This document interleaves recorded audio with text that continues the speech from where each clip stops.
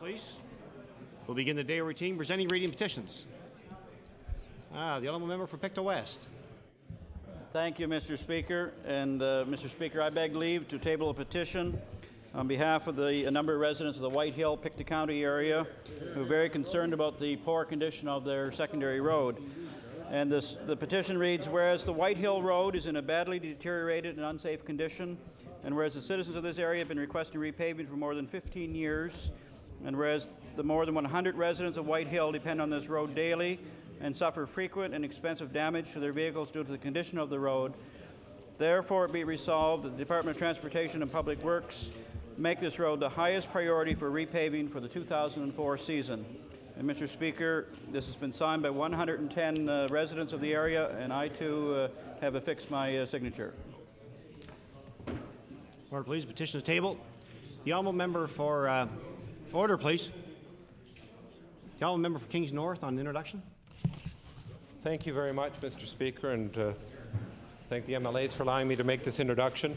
I'm very pleased to introduce to you and to welcome hope you'll give them a very warm welcome, Claude O'Hare, the Executive Assistant to the President of Acadia University, Harvey Gilmore, Director of Alumni and Development, and Neil Carruthers, General Manager of Alumni and Development. And if the three gentlemen would stand and receive the warm welcome of the House.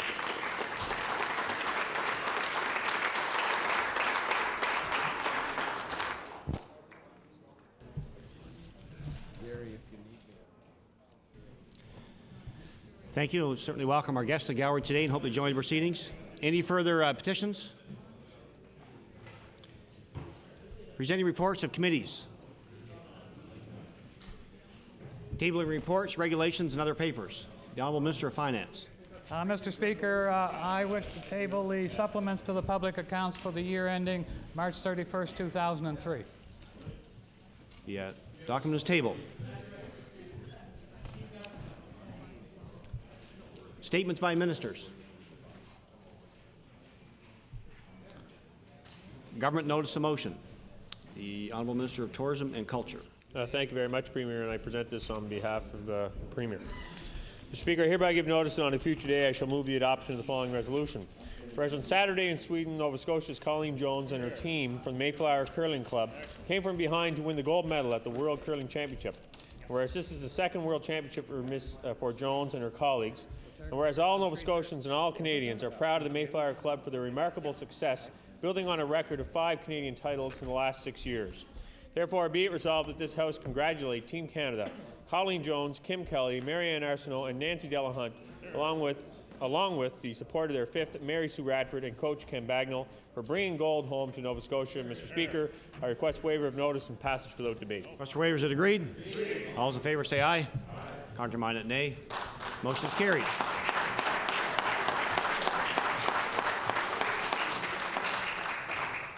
The Honourable Minister of Health. Mr. Speaker, I hereby give notice that at a future day I shall move the adoption of the following resolution. Whereas St. Mary's University placed second last fall in the Canadian Association of University Business Officers Quality and Productivity Awards program, and whereas St. Mary's achieved national recognition for a new funding system now in use at its healthcare centre, and whereas St. Mary's reduced its health centre cost by 30%, while at the same time doubling student visits and reducing waiting times. Therefore, be it resolved, MLAs acknowledge the superlative efforts of St. Mary's University for winning $5,000 in second place nationally and wish them nothing but continued success. Mr. Speaker, I seek waiver of notice and passage without debate. Request for waivers is agreed. All those in favour say aye. Contrary-minded, nay. Motion is carried. The Honourable Minister of Energy. Thank you, Mr. Speaker. I hereby give notice on a future day I shall move the adoption of the following resolution. Whereas this April, the Department of Energy continued its commitment to the energy efficiency to Nova Scotia by encouraging homeowners to use less energy, saving them money on their electric bills, and helping to reduce greenhouse gas emissions released during energy consumption. And whereas a direct mail-out to almost 120,000 homeowners in the HRM and the CBRM provided homeowners with low-cost, effective steps that they can follow to reduce energy use in their homes, as well as foam electrical outlet and switch plate insulators to get them started on reducing drafts in their homes. Whereas the department has also made these and other energy efficiency tips available on their website for all Nova Scotians to practice. Therefore, be it resolved that the members of the House join me in congratulating the department staff on their continuous efforts to promote wise energy use and thank Nova Scotians for doing their part. Mr. Speaker, I ask for waiver of notice and passage without debate. Request for waiver is agreed. All those in favor say aye. Counterminded, nay. Motion is carried. The Honourable Minister of Health Promotion. I give notice on a future day I shall move the adoption of the following resolution. Whereas Nova Scotia is proud to welcome home 2 world curling champions, including the men's bronze winner, the Mayflower rink of Mark Dacey. And whereas Mr. Dacey, along with his Mayflower teammates, 3rd, Natural Resources own Bruce Lonis, 2nd, Rob Harris, and lead Andrew Gibson, with the support of their 5th, Matt Harris, and coach Peter Corkum, made a clean sweep of the round robin and suffered only 1 defeat in the semifinals, rebounding to easily snatch the bronze medal from the 2002 Olympic champion. And whereas this tremendous showing for Canada at the Worlds and for Nova Scotia at the Briars evidence of the talent of this province's curlers. Therefore, I be it resolved that all members of this House applaud Mark Dacey and his teammates for bringing the Canadian men's curling title back to Nova Scotia and for taking on the world and taking home a bronze medal for Canada. Mr. Speaker, I request waiver of notice and passage without debate. Mr. Waiver, is it agreed? All those in favor say aye. Counterminded, nay. Motion is carried. The Honourable Minister of Health. Mr. Speaker, I hereby give notice that on a future day I shall move the adoption of the following resolution. Where it was emergency television stars Roy DeSoto and Randy Gage who first captured the attention of paramedic Jody Hayes, saying it has been the only job she has ever wanted to do since she was 3 years old. And whereas paramedic Mike Kellogg is a volunteer and helps numerous clubs and individuals outside its job. And whereas Jody and Mike co-shared the honor of being chosen Nova Scotia's best paramedic in a March ceremony sponsored annually by the professional association Nova Scotia College of Paramedics. Therefore, be it resolved, MLAs recognize the tremendous effort put forth by Jody and Mike and all paramedics across Nova Scotia who work every day at saving lives and soothing the fears of injured people. Mr. Speaker, I seek waiver of notice and passage without debate. Question for waiver, is it agreed? All those in favor say aye. Counterminded, nay. Motion is carried. Introduction of bills. The Honourable Member for Dartmouth East. Mr. Speaker, I beg leave to introduce a bill entitled An Act to Amend Chapter 466 of the Revised Statutes 1989, the Theatres and Amusements Act.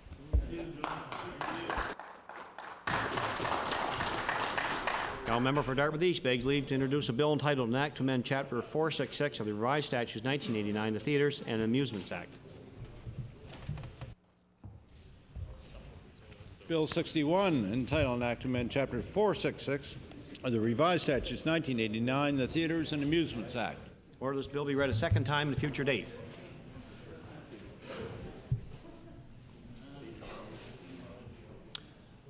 Notice of motion. The Honourable Leader of the Official Opposition. Thank you, Mr. Speaker. I hereby give notice that on a future day I shall move the adoption of the following resolution. Whereas Nova Scotia was proud to send 2 teams to the World Curling Championships in Gavle, Sweden, and whereas Skip Colleen Jones and her teammates Kim Kelly, Marianne Arsenault, Nancy Delahunt defeated Norway to capture the gold medal, and whereas Skip Mark Dacey and his teammates Bruce Lonis, Rob Harris, Andrew Gibson, and Matt Harris were victorious in their bronze medal game against Norway. Therefore, be it resolved that members of the Legislative Assembly join with all Nova Scotians in congratulating the Team Canada rinks of Colleen Jones and Mark Dacey on their world curling victories this past weekend in Gavle, Sweden. And Mr. Speaker, I would request waiver and passage without debate. Question for waiver, is it agreed? All those in favor say aye. Counterminded, nay. Motion is carried. The Honourable Member for Halifax Clayton Park. Mr. Speaker, I hereby give notice that on a future day I shall move the adoption of the following resolution. Whereas the Department of Tourism and Culture has purchased advertisement space on Global Television and are airing their tourism ads during the Fox reality show The Swan. Whereas on the show, women who are in clear need of counseling and support are instead taken from their families for 3 months, given a long list of their visible flaws, pressured to undergo dangerous and intensive medical procedures, put on a 1,200 calorie a day diet and forced to exercise daily while they should be recovering from their surgeries. And whereas Lefty Lucy Communications of Halifax has recently issued a media release demanding that the ads be removed from episodes of The Swan, since women and teenage girls in the audience are being sent the message that to fall outside of a very narrow and unrealistic conception of female beauty is to be unlovable, unsuccessful, and undeserving. Therefore, be it resolved that the government recognize this show as toxic to audience members and have Nova Scotia tourism advertisements immediately removed from this show, and agree to spend our advertising dollars more wisely and considerately in the future. Mr. Speaker, I ask for waiver of notice and passage without debate. Waivers are agreed. Here and no. Notice is tabled. The honourable member for Eastern Shore. Thank you, Mr. Speaker. Mr. Speaker, I hereby give notice that on a future day I shall move the adoption of the following resolution. Whereas the Eastern Shore lobster fishery started on April 20th and will run until June the 20th, and whereas the hard-working men and women of the Eastern Shore lobster fishery were permitted to set their traps on April the 19th and hauled in their first catch for this season on April the 20th, and whereas the Eastern Shore involves provincial areas 31 and 32 from 3 Fathom Harbour to Cancel. Therefore, be it resolved that the members of this House join me in wishing the men and women who work in the Eastern Shore lobster fishery a safe and bountiful season. Mr. Speaker, I request waiver of notice. Request for waivers are agreed. All those in favour say aye. Counterminded nay. Motion's carried. The honourable member for Halifax Needham. Speaker, I hereby give notice that on a future day I shall move the adoption of the following resolution. Whereas skating and ice hockey on outdoor lakes, ponds, and rinks is practically a rite of passage for Canadian children, and whereas there were no outdoor ice surfaces on the peninsula of Halifax until 3 years ago, when a small dedicated group of North End Halifax residents came together to plan and develop the North End Outdoor Rink, and whereas through the efforts of many volunteers, the North End Outdoor Rink has been enjoyed by many residents of HRM, young and old alike. Therefore, be it resolved that the Nova Scotia Legislature extend our thanks and best wishes to Brian MacDonald, who has worked so hard to make his dream become a reality as he completes his tenure as president of the very successful North End Outdoor Rink.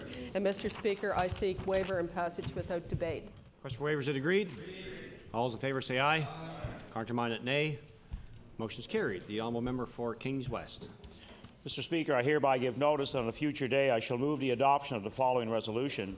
Whereas Dalhousie Faculty Medicine International Health Office hosted its first Rich Man, Poor Man fundraiser dinner to raise money to help medical students travel to impoverished nations to work in medical clinics, and whereas this dinner will also honor the 13 medical students who have agreed to donate, medical faculty who have agreed to donate $1,000 per year for 5 years to this worthwhile cause. And whereas the experience these medical students will obtain while they are working in the developing world will greatly improve their ability as physicians.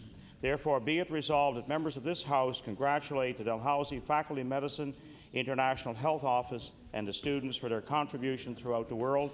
Mr. Speaker, I ask for waiver of notice and passage without debate. Request for waivers is agreed. All those in favour say aye. Counterminded nay. Motion's carried.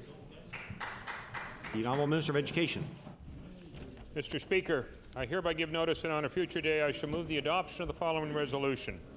Whereas Jennifer Bryan of Bible Hill was named Female Athlete of the Year in the 16 years and older category at the 20th Annual Truro Sport Heritage Society Awards dinner. Whereas Jennifer Bryan, earlier in the same day, earned Tournament MVP and Top Scorer Award at the Nova Scotia Midget AAA Female Hockey Championship. And whereas Jennifer Bryan also excels at golf, soccer, track and field, and badminton, and therefore be resolved that all members congratulate Jennifer Bryan on her athletic achievements and awards and wish her every success in her future athletic and academic pursuits. And Mr. Speaker, I request waiver of notice. Request for waivers is agreed. All those in favour say aye. Counterminded nay. Motion is carried. The honourable member for Hants East. Thank you, Mr. Speaker. I hereby give notice that on a future day I shall move the adoption of the following resolution. Whereas local communities are enhanced and made into something more than just a collection of houses by the selfless commitment of volunteers. And whereas Mr. Ted Burgess of Walton has made his mark as an exceptional volunteer, having accomplished much in the field of local tourism, most notably the reconstruction of the Walton Lighthouse. And whereas Mr. Burgess was honored on April 13, 2004 as the Municipality of East Hants nomination for Provincial Volunteer. Therefore, be it resolved that this House of Assembly congratulate Mr. Ted Burgess for his willingness to give his time and talents for the betterment of his community and the preservation of his province's heritage. And Mr. Speaker, I request waiver of notice and passage without debate. Request for waivers is agreed. All those in favor say aye. Counterminded, nay. Motion is carried. The honourable member for Preston. Thank you, Mr. Speaker. Mr. Speaker, I hereby give notice on a future day I shall move the adoption of the following resolution. The Laymen's Council of the African United Baptist Association is the umbrella group for all laymen in the African Baptist Church.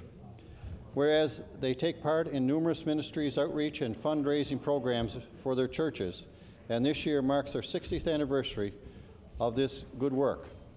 And whereas on June 5, 2004, they will honor 18 laymen who have made a difference in the past 60 years and launch their 60th anniversary commemorative booklet, which highlights their history. Therefore, it be resolved that all members of this House congratulate the Laymen's Council of African United Baptist Association and encourage their continued good work as they celebrate their 60th year of service to the community. And ask for waiver and passage without debate. For waivers, is agreed. All those in favor say aye. Counterminded, nay. Motion is carried. The Honourable Minister of Human Resources. Mr. Speaker, I hereby give notice that on a future day I shall move the adoption of the following resolution. Whereas South Shore Health has included the creation of a cardiopulmonary health and wellness program in their clinical services plan, and whereas South Shore Health has expanded the existing heart function clinic and added a cardiac rehabilitation and risk factor clinic, and whereas this clinic will target patients with unstable angina, those who have had heart attacks or open heart surgery, and those with a high risk of developing heart diseases. Therefore, be it resolved that the members of this House express our thanks to the staff and board of directors of South Shore Health for their continued efforts to improve health services for their patients. Mr. Speaker, I request waiver of notice. Request for waivers is agreed. All those in favor say aye. Counterminded, nay. Motion is carried. The honourable member for Halifax Atlantic. Mr. Speaker, I hereby give notice that on a future day I shall move the adoption of the following resolution. Whereas J.L. Ilsley High School's pioneering Teen Health Centre, under the direction of Sheila Lane, now regularly trains teams of high school students as peer health educators. And whereas the student facilitators deliver health education in the local junior high schools, a model now exported as far as Gambia by former J.L. Principal Burris Devaney. And whereas the student training was filmed for their documentary, It's How You Say It, the only local documentary selected for the Viewfinders Film Festival, therefore be it resolved that this House congratulates Sheila Lane, Willie Reed, Ariella Palka, and all the peer education teams on their outstanding work and recognition by the Viewfinders Film Festival. Mr. Speaker, I request waiver of notice and passage without debate. Request for waivers is agreed. All those in favor say aye. Counterminded, nay. Motion is carried. The honourable member for Glace Bay. Mr. Speaker, I hereby give notice that on a future day I shall move the adoption of the following resolution. Whereas recent statistics released by the Canadian Cancer Society show that in Nova Scotia there will be 5,200 new diagnoses of cancer and 2,500 deaths as a result of cancer this year alone. And whereas April has been designated as Cancer Awareness Month in Nova Scotia, and whereas under the capable leadership of the Nova Scotia Division of the Canadian Cancer Society, countless volunteers will be knocking on doors to raise both awareness and funds for cancer research and programs, therefore be resolved that all members of this House extend our appreciation to the volunteers who are canvassing on behalf of the Canadian Cancer Society and be ever mindful of the needs of cancer patients and their families in our deliberations. Mr. Speaker, I ask for waiver of notice and passage without debate. Request for waivers is agreed. All those in favor say aye. Counterminded, nay. Motion is carried. The honourable member for Pictou West. Thank you, Mr. Speaker. I hereby give notice on a future day I shall move the adoption of the following resolution. Whereas Mr. Bob Crow of Tony River is the Volunteer of the Year for the municipality of Pictou County, and whereas Mr. Crow has served for the past 7 years as the president of the Tony River Community Association and has worked as a volunteer with the Independent Order of Oddfellows for the past 5 years, and also acts as an advocate for the Nova Scotia Heart and Stroke Foundation, and whereas Mr. Crow is very involved in his church and sits on both the Manse Committee and the Board of Managers for St. David's Presbyterian Church. Therefore, be it resolved that this legislature congratulate Mr. Crow on being named Volunteer of the Year for the municipality of Pictou County and offer its heartfelt thanks for his long service in so many important organizations and wish him and his family all the best. Mr. Speaker, I request waiver of notice and passage without debate. Request for waiver, is it agreed? All those in favor say aye. Contrary-minded, nay. Motion is carried. The honourable member for Halifax Clayton Park. Thank you, Mr. Speaker. I hereby give notice that on a future day I shall move the adoption of the following resolution. Whereas from Friday, April 16, 2004 to Sunday, April 18th, radio station Q104 held its Pay for Play 2004 Rockathon for the Q104 Children's Trust Fund. And whereas the Q104 Children's Trust Fund provides support for children who need special medical equipment to help enhance their quality of life. And whereas $11,920 was raised for the Q104 Children's Trust Fund, topping last year's total through listeners who donated $25 for each song requested and $104 for a six-pack of songs. Therefore, be it resolved that the members of this House congratulate the staff of Q104 for raising $11,920, which will go a long way to support children in Halifax Metro, and congratulate all those who participated in the weekend event by donating to such a worthy cause. Mr. Speaker, I ask for waiver of notice and passage without debate. Question for waiver, is it agreed? All those in favor say aye. Contrary-minded, nay. Motion is carried. The honourable member for Sackville-Cobequid. Thank you, Mr. Speaker. I hereby give notice that on a future day I shall move the adoption of the following resolution. Whereas the Lake District Recreation Association will be hosting their 25th Volunteer Recognition Dinner this Wednesday, April 28, 2004. And whereas this their silver anniversary in honoring a special volunteer in the community and choosing them as Sackville's Community Volunteer of the Year. And whereas this year's recipient, Linda Heffler, has volunteered in her community for many years and is well deserving of this recognition. Therefore, be it resolved that members of this Legislative Assembly congratulate Linda Heffler for being chosen as this year's Sackville Volunteer of the Year and thank her for her commitment to her community. Mr. Speaker, I ask waiver and passage without debate. Agreed. Mr. Wavers, is it agreed? All those in favor say aye. Contrary-minded, nay. Motion is carried. The honourable member for Kings West. Thank you, Mr. Speaker. Mr. Speaker, I hereby give notice on a future day I shall move the adoption of the following resolution. Whereas Matt McCullough is currently organizing a 30-hour famine in Amherst, sponsored by World Vision, and whereas this grade 12 student will go without food for 30 hours straight to support the fight against famine and world hunger, and whereas Mr. McCullough is currently collecting pledges and encouraging others to join him, this young man is a fine example of working for a betterment of others, not only in our immediate community, but internationally. Therefore, be it resolved, the members of this House congratulate Matt McCullough and the others involved in this fundraiser for their work in bridging gaps between our world communities. Mr. Speaker, I ask for waiver of notice, passage without debate. Mr. Wavers, is it agreed? All those in favor say aye. Contrary-minded, nay. Motion is carried. The honourable member for Timberlea Prospect. Thank you, Mr. Speaker. I hereby give notice that on a future day I should move the adoption of the following resolution. Whereas John Ham's government has loaded an unprecedented $40 million in extra debt on the backs of post-secondary students and their families since the year 2000. Whereas tuition fees in Nova Scotia are the highest in Canada and will grow by hundreds of dollars per student again this year. Whereas this government is also forcing tuition up at the Nova Scotia community colleges, denying accessibility to higher education for many low-income students. Therefore, be it resolved that the members of this House direct the Ham government to take constructive, meaningful steps to reduce student debt and tuition fees so that deserving young Nova Scotians will have access to a post-secondary education in this province. Hear, hear. Notice is tabled. The honourable member for Glace Bay. Mr. Speaker, I hereby give notice that on a future day I shall move the adoption of the following resolution. Whereas the Glace Bay Miners Pee Wee A team ended a fun-filled year of hard work and dedication under the guidance of head coach Keith Anderson, assistant coaches Chris Burke, Mike Snow, goalie coach J.R. Reed, and the co-managers David Ferguson and Mike Binder. And whereas after winning the Cape Breton Championships, the Glace Bay Miners traveled to Antigonish and won the provincial Pee Wee A Championships. And whereas Bryce Popwell was named the tournament's top scorer, as well as the All-Star center, while teammate Daniel Jackson was named top defenseman. Therefore, be it resolved, the members of this House congratulate the Glace Bay Miners Pee Wee A team, along with their coaches, on their success. And Mr. Speaker, I ask for waiver of notice and passage without debate. Question waivers, is it agreed? All those in favor say aye. Contrary-minded, nay. Motion is carried. The honourable member for Dartmouth North. Thank you, Mr. Speaker. I hereby give notice that on a future day I shall move the adoption of the following resolution. Whereas volunteers give so generously of their energy, skills, and family time and are the unsung heroes and the backbones of our community. And whereas April the 18th to the April the 24th was National Volunteer Week, a week dedicated to honoring many volunteers who are the key to community success. Whereas Rebecca Jane Douglas was recognized by the Halifax Regional Municipality for her many efforts in the community, including board member of the Dartmouth North Community Centre, membership coordinator of the District 9 Neighbourhood Watch, HRM police volunteer, treasurer of the Young at Heart Seniors Program, and treasurer of the Dartmouth North Vial of Life Program, and organizer of the Reaching Out to You program.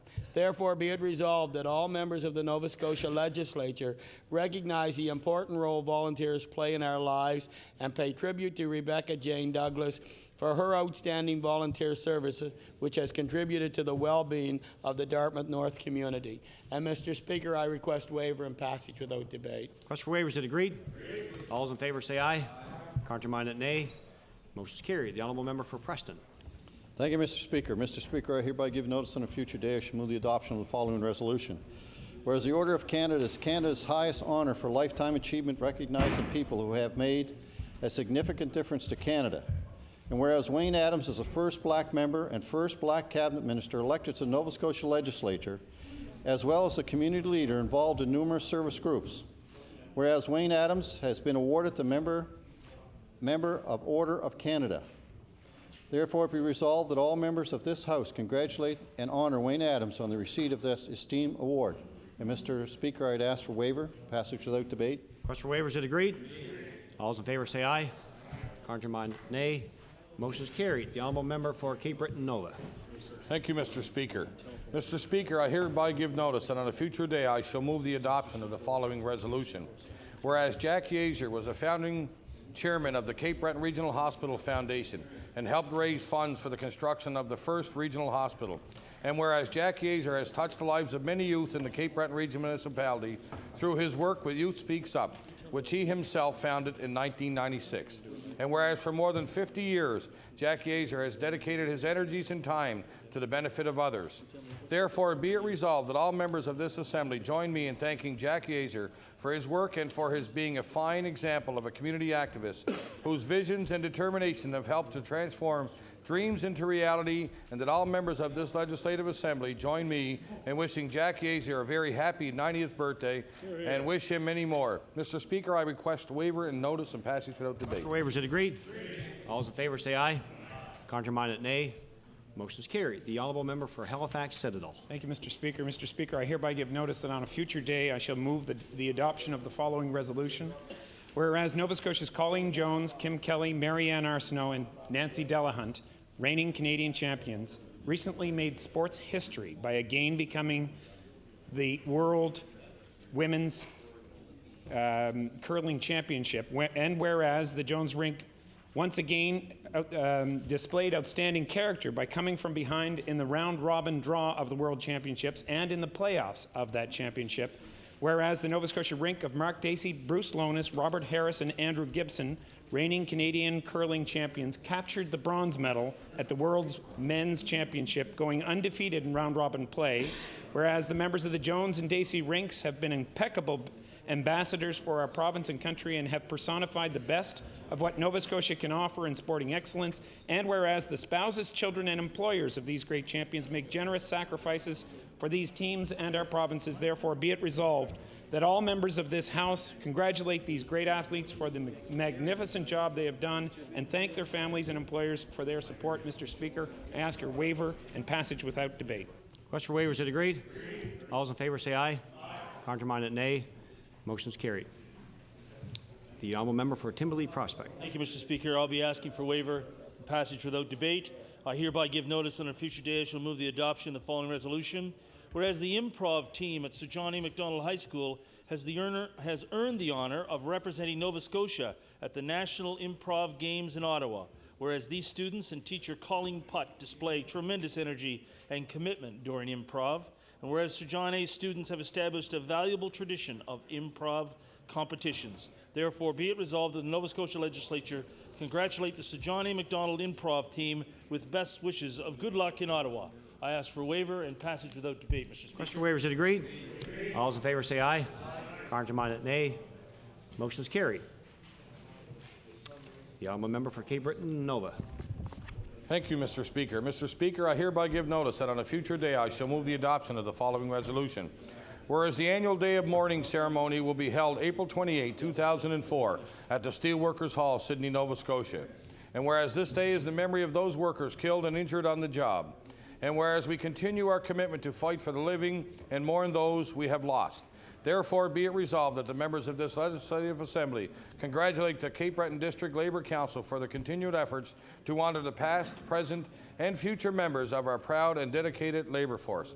Mr. Speaker, I request waiver of notice and passage without debate. Question for waiver is it agreed? All those in favor say aye. Counterminded, nay. Motion is carried.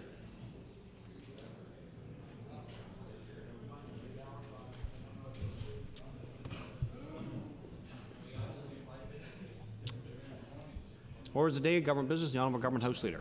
Speaker, I move that you do not leave the chair and the House resolve in the Committee of the Whole House on Supply.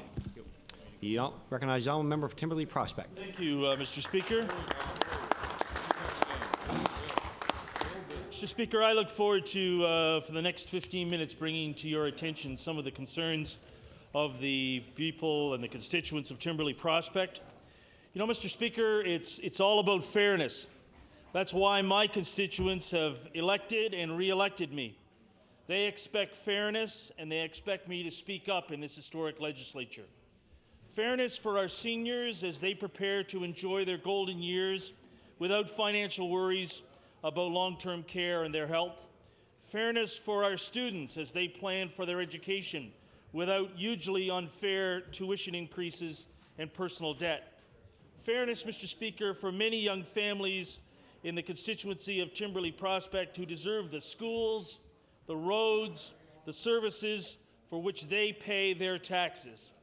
Fairness for all Nova Scotians about property assessments, insurance rates, and waiting times for medical care. Mr. Speaker, Nova Scotians know that they can count on the NDP to fight for fairness. The people who voted for me know that if it's not fair, then this Tory government and the Liberals in the third party will hear from me and the members of my caucus. I know the members of the old line political parties from time to time get upset, which only means that we must be hitting the target on some sensitive topics. After all, that's why we are here. Mr. Speaker, I hear from many people with their advice and opinions.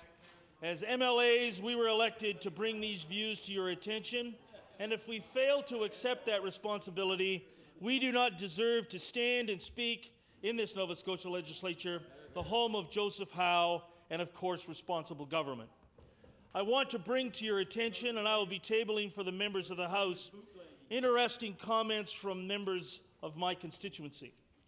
And as I know, members opposite will, of course, refer, well, these must be all his students. Well, this first one is not one of my students. I hope he isn't. I play old-timers hockey against him, and he is a grandfather in the community that I represent. His name is Terry Dolan, and Terry Dolan has written in an April 11th letter in the Sunday Daily News this headline: "Our school system needs a big overhaul." And Terry then proceeds to outline for the Minister of Education and for the public the necessity on, after all, the importance of education. Old-fashioned education, values education, grammar, spelling, discipline. And I want to thank Terry Dolan for taking the time to introduce this letter to the Readers' Forum.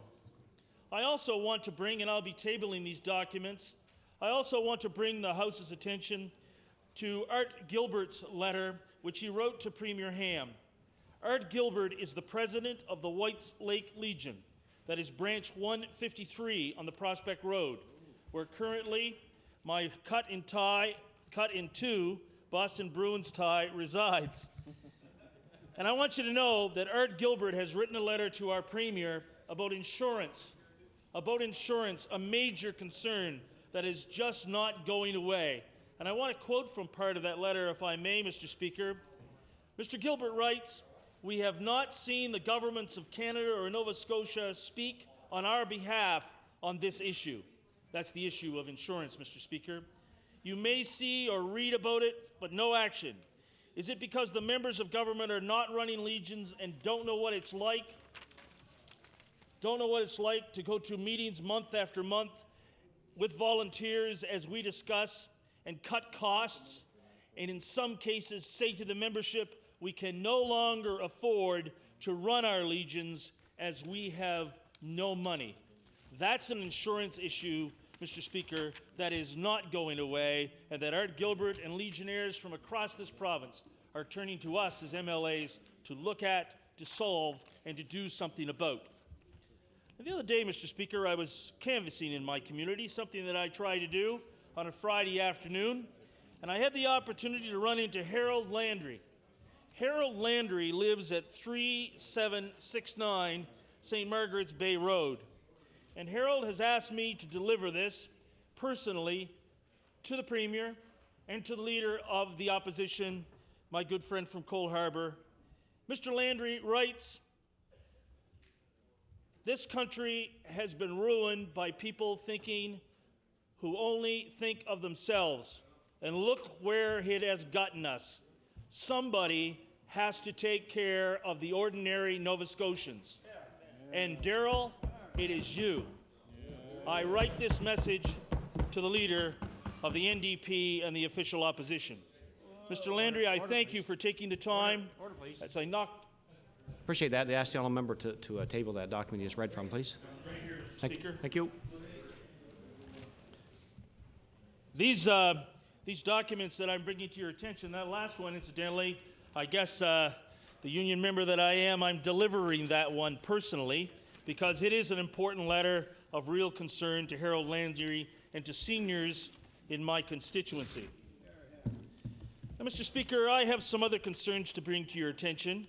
I'm going to table them as a group because they are emails and letters about the rotten roads in the constituency of Timberley Prospect. In particular, I'd like to bring to your attention the email that was sent to me by Rebecca Jones with Highway 333. That, after all, Mr. Speaker, is the road to Peggy's Cove. The road to Peggy's Cove. And if you drop into Peggy's Cove this summer, Mr. Speaker, and you drop into the Southwester restaurant and you sign the guest book that's there and you look at the comments that are there. Now, I'm going based upon the comments of last year. But the comments that are in that book revolve around do something about Highway 333, or as we call it, the Loop. Now, Mr. Speaker, I want to point this out to you particularly because of a young woman named Rebecca Jones who's moved into our community. And Rebecca Jones quite quickly points out that once you get beyond Brookside and you're traveling into the community of Whites Lake, Prospect Bay, or Terrence Bay, you are driving on truly second or at best third-class roads in some places. There are people in the constituency that I represent I would like to bring to your attention, and I would like to thank them for being in contact with me on a regular basis. They include particularly Reg Knight of the historic village of Lower Prospect. I would also like to thank Muriel Bartlett of the community of Terrence Bay of bringing forward her concerns about things in her community. In particular, I would like to recognize Pauline and Eddie Andrews, who regularly are in contact with me on any number of issues. The one, of course, with road safety on the Prospect Road is one that I hear from on a regular basis from Eddie and Pauline. Mr. Speaker, we have a huge responsibility as elected officials in this province. The responsibility is to listen to Nova Scotians and then to bring forward to this House and to your attention the concerns that these Nova Scotians bring forward. And I'd like to share with you some of the things that, for example, we have commitments for over the next few weeks in the constituency of Timberley Prospect. The Brooksider Homeowners Association. The Brookside Homeowners Association is holding an important meeting on Wednesday of this week where we are meeting with developers who are continuing to put pressure on our growing community. Developers who are expecting changes in our community, overflowing our schools, crowding our highways, and then, Mr. Speaker, moving on to the next community. Well, Timberley has learned from that experience, and Brookside does not want to have it happen in our community along the Prospect Road. And on Thursday of this week, I have the opportunity to go to the annual general meeting of the BLT, that's Beachville Lakeside Timberley Rails to Trails organization, headed up by Catherine Cleffens. And we have a major concern happening. As you will well know, one of the great recreational needs in a growing community is that we have had the opportunity to take the old rail bed and make it into a trail, which goes from the Lakeside Industrial Park through to Hubbard's, where we have walkers and bikers and ATVers. It is a multi-purpose trail. The concern that I'm bringing to the House's attention is where the rails to trails intersects with the current twinning project of Highway 103. This community does not want the proposed tunnel. It does not want a darkened passageway under the twinned highway. We would like to have an overpass as currently exists on the 103 so that people can continue to safely bike, hike, or ATV along the rails to trails. I know the Minister of Transportation has been contacted on this issue, and it's an issue I know he is going to address. Also, I've heard the Minister speak recently about the poor condition of bridges across this province, and I'd like to take this time to bring to his attention that there is the community of Linwood. Now, Linwood is down off the Club Road, and Linwood had a bridge. No, we won't call it a bridge, we'll call it a culvert, a huge, massive culvert that was absolutely blown away, not by Hurricane Juan, but by last fall's floods. And those floods, after all, had people going back and across, and we're talking about a number of people who live on this street and streets. They had people going back and across because the local firefighters provided a walkway. We have had a temporary bridge in that section of Linwood for far too long, and I would encourage the minister to fulfill the commitment that he has given to us that we will have a proper bridge across to the people who live on the opposite side of Linwood. And I know the minister is opposite, and he will be listening to these comments. Now, Mr. Speaker, when you represent a growing community such as I do, you hear from people on many topics. The topic that, of course, just will not go away is the assessments issue. Now, the assessments issue is one that is just not in the coastal communities. It is in the growing subdivisions. And I can recall the names of these growing subdivisions because I'm in regular contact with their executive. When you look at some of these subdivisions and how their assessments are continuing to go up, the question that's asked is, if our assessment keeps going up, why do I live on a gravel road? Now, I know that there are people, members opposite, who say the HRM, Halifax, Peninsula, Halifax, Dartmouth, they get everything. What are you complaining about? I would like to point out to the members opposite, I'd like to point out to the Minister of Transportation that there are growing subdivisions in the communities that I represent who pay big assessments, who live outside of the core. Now, it wasn't this government, but it was a previous government who, in all their wisdom, brought in amalgamation. Now, we know that the members of the third party continue to wear that because amalgamation in the HRM, we are living with it, we are surviving with it, but we certainly don't like it. Because once you're outside of the urban core, there is a double standard when it comes to paving, when it comes to road work, and there is a double standard when it comes to schools. Now, Mr. Speaker, as you're well aware in the previous profession that I had, I hear from many of my past students who bring forward their concerns about schools. And this weekend I had the opportunity to be the MC at the 50th anniversary of Gladys and Leo, although his name, as we call him in Terrence Bay, is Turk Sloanwhite. And as we went through that event that afternoon, so well attended by the many people in Terrence Bay, the concern was brought up again.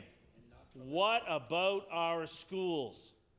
And to the family members that were there, and yes, some of them were past students of mine, they want to make sure that this government and this Department of Education is aware that schools are a growing concern in the community that I represent. They're a growing concern because of overcrowding, because of the fact that we have concerns with regards to getting students to and from school in a safe manner, and then when the students get there, they are being dealt with in a manner that is respectful of the year 2004.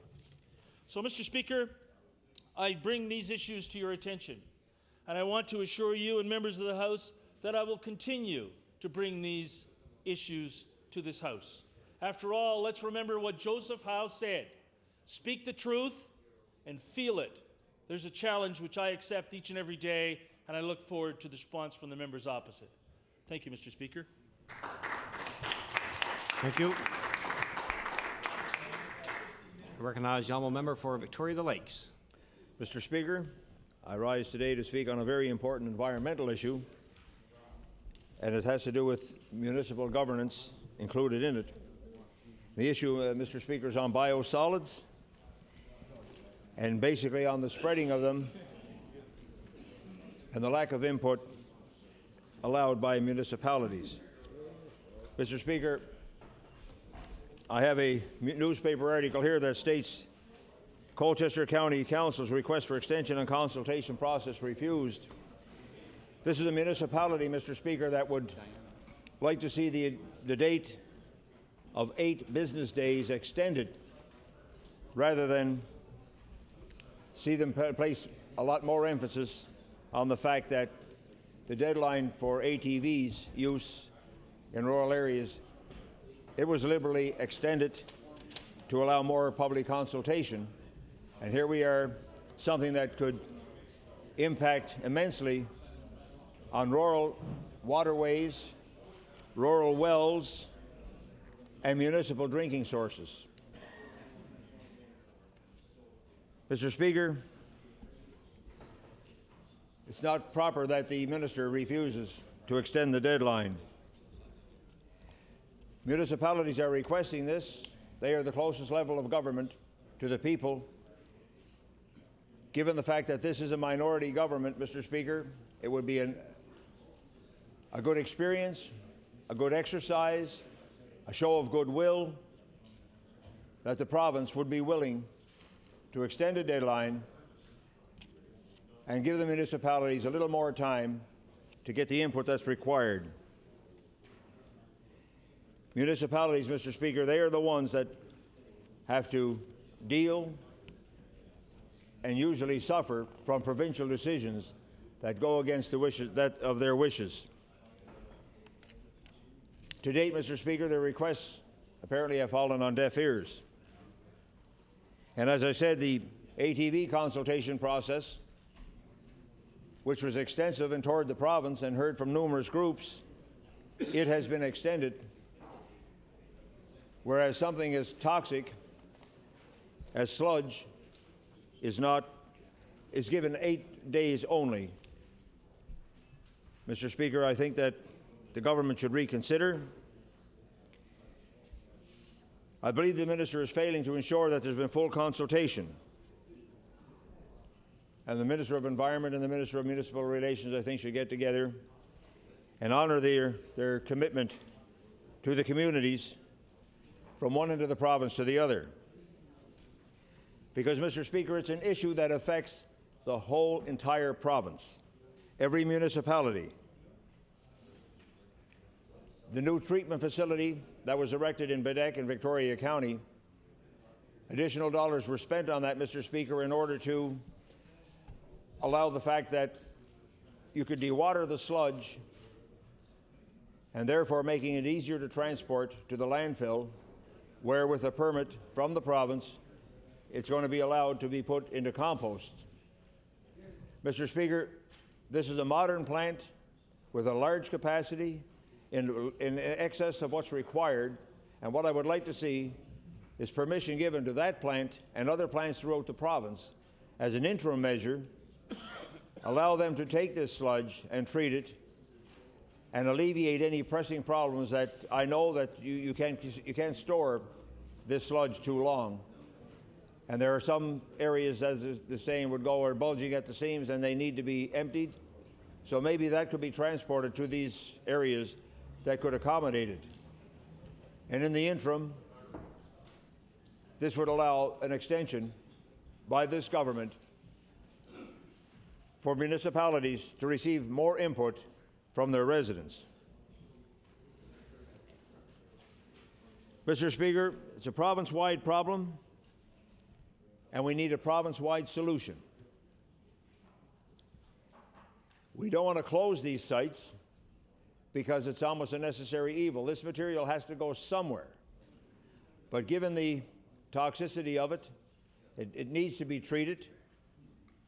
And Mr. Speaker, that's what I'm requesting today. We have contractors out there that have, like you say, they have an emergency need to empty tanks, to empty their facilities. What do they do with it?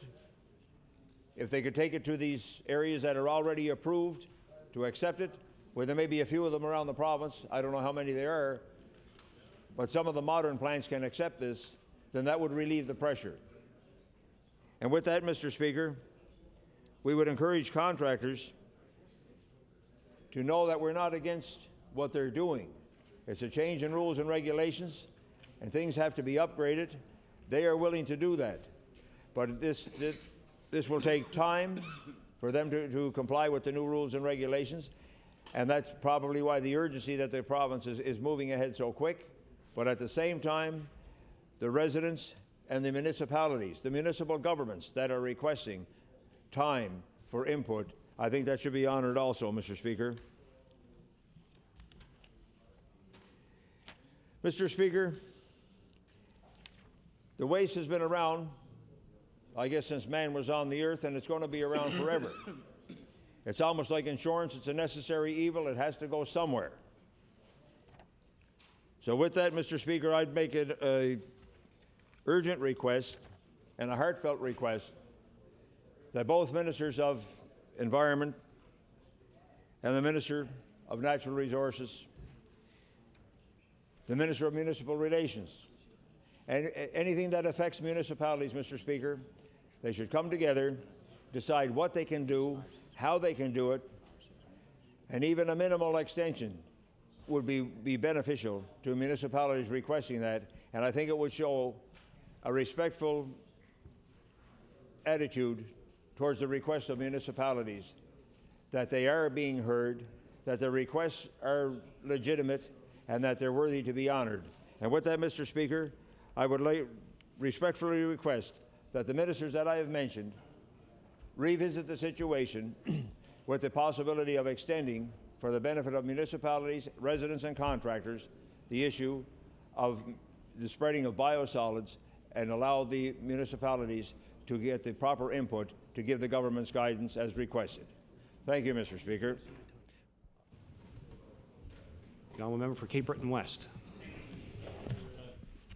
It was generally agreed by myself and my colleague from Victoria Lakes that we would share this time.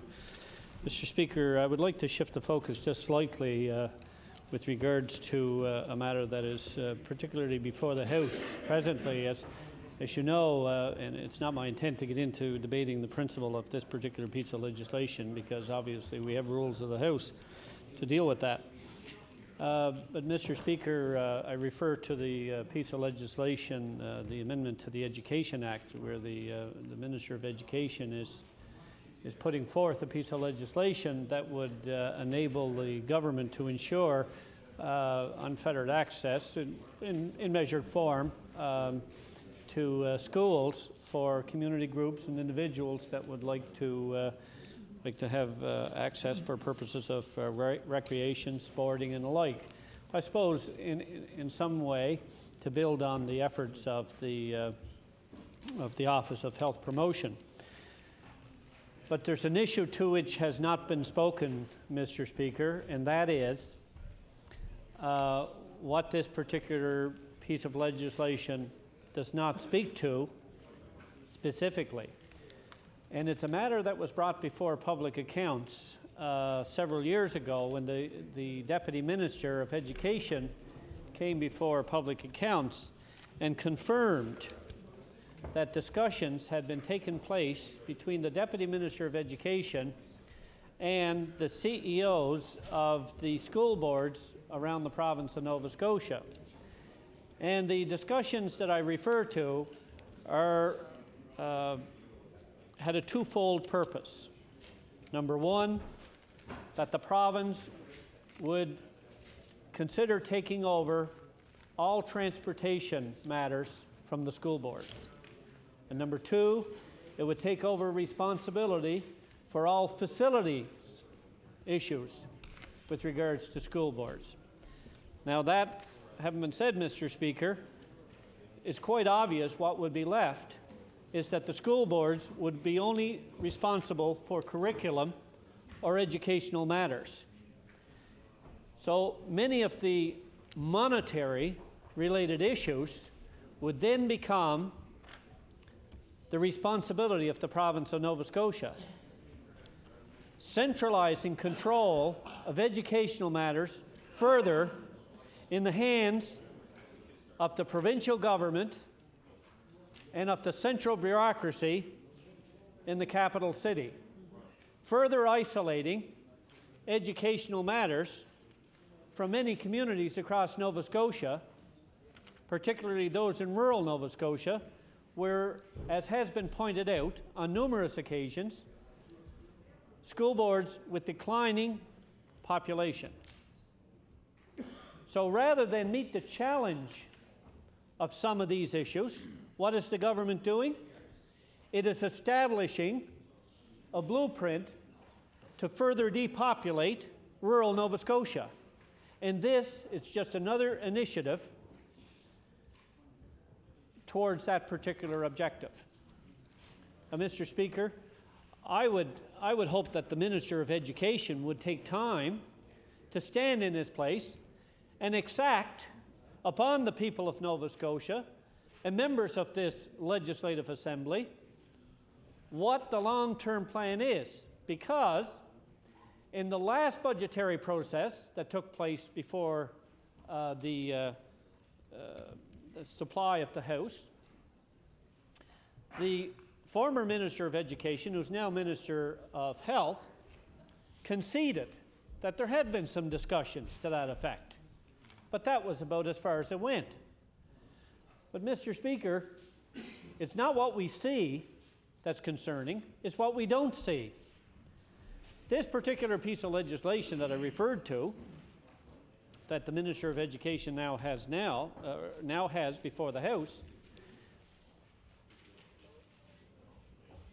is, in my view, superfluous to the need and the objective of what the government can easily accommodate itself and the school boards and the community interest and the people of Nova Scotia by either regulation, policy, or guideline.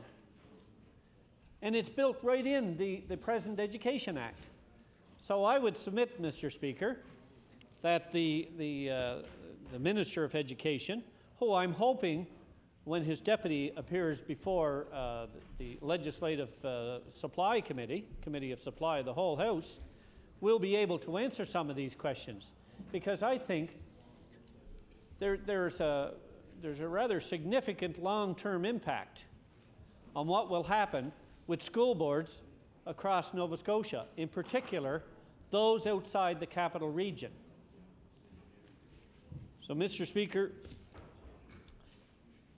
when I see what's happening, whether it be in Kings County, Halifax County, the Cape Breton County, Victoria County, there is no considerable issue per se that the government has laid before this House or the members of this Assembly or indeed the people of Nova Scotia that would quantify the need for him to pursue in the fashion that he has. Indeed, if anything, this is another effort by the Minister to exact upon the people of Nova Scotia yesterday's politics. A debate that already took place, was well examined by all three parties of this House, and does not address the essential concern that they themselves, the minister himself, in his own press release, has stated, and that is access, community access to all the schools of Nova Scotia. And by his own admission, he will not achieve that. By his own admission, the issue of liability still rests with those individuals, in groups of individuals and organizations. How many small community organizations can afford to supply liability insurance at a minimum base of $1 million before they access those schools? This, Mr. Speaker, is another opportunity for the government to wrestle away authority and self-determination and self-autonomy from the school boards back in the hands of the provincial government. And I look forward to debating this on a further day, Mr. Speaker. I realize my time has now expired. Thank you. Thank you. I recognize the honourable member Colchester, Musquodoboit Valley. Speaker, thank you very much. Mr. Speaker, I welcome an opportunity to rise this afternoon going into supply and speak a few words. Mr. Speaker, I'd like to begin by speaking about one of the communities in the beautiful Colchester, Musquodoboit Valley, and that is the Upper Stewiacke and Extended Community. Mr. Speaker, just about a year ago, members of this legislature will recall that the province of Nova Scotia, and more especially the Upper Stewiacke area, was heavily flooded by a freak, if you will, spring storm. And the flash flood came down the beautiful Upper Stewiacke Valley, and Mr. Speaker, it literally rolled away acres and acres of topography. Farmers' fields were turned into tributaries, water courses where water courses shouldn't be. And the community of Upper Stewiacke, being a very resilient community, decided to work together, to work with the Department of Environment, to work with the Department of Agriculture and Fisheries, and to work with the local emergency measures organization. And Mr. Speaker, Mrs. Sandra Fisher facilitated a meeting at the Upper Stewiacke Volunteer Firefighters Building, and we had a large turnout, or at least Sandra had a large turnout of community members, stakeholders, Department of Environment, Emergency Measures, and so on, folks appropriate. And the people involved, the agriculture community more especially, decided that they would put together a plan that would help the farmers deal with this devastation that was incurred as a consequence of the flood. Now, I told you about the topography literally being rolled off of the intervals and fields of the farmers, and tributaries and water courses being created where they shouldn't be. But as well, as you can imagine, a lot of the farmers and their family lost some of their buildings, they lost fencing, they lost bridges. And in fact, on Route 336, which runs between Newton Mills and Eastville, 2 bridges were taken out, one over the Sam Cox Brook, and the other one was over the Stewiacke River, and as well down in Springside, another bridge was destroyed as a consequence of this flash flood. Well, Mr. Speaker, I'm pleased to say that the community and government worked together very, very cooperatively, and were able to quickly put a bridge in place across the Stewiacke River so people could communicate back and forth. And the firefighters were extremely concerned because the detour was several kilometers until the temporary Bailey Bridge was put in place.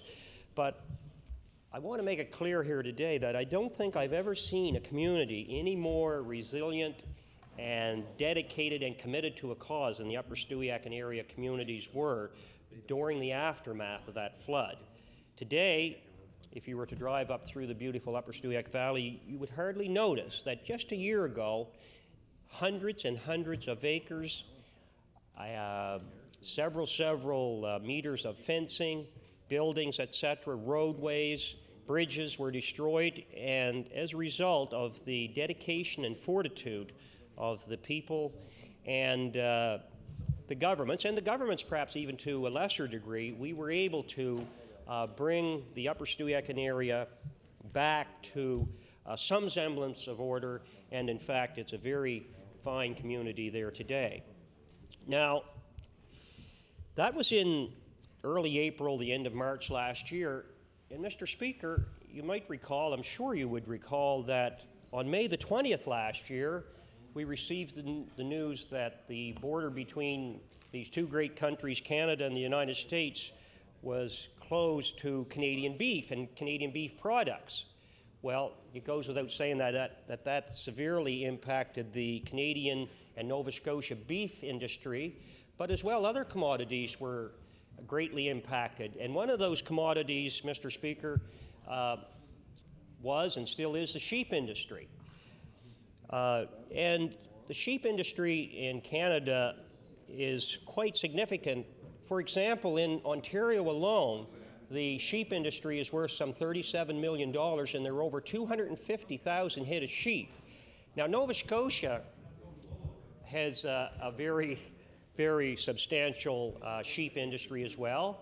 And I'm very pleased to say that the president of the Canadian Sheep Breeders Association, Mr. Jonathan Ward, resides in Upper Stewiacke.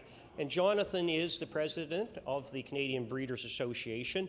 And just recently, Mr. Speaker, Jonathan emailed me to tell me that the Senate Committee on Agriculture and Forestry in Ottawa recently released, if you will, an interim report on the impacts of BSE in Canada.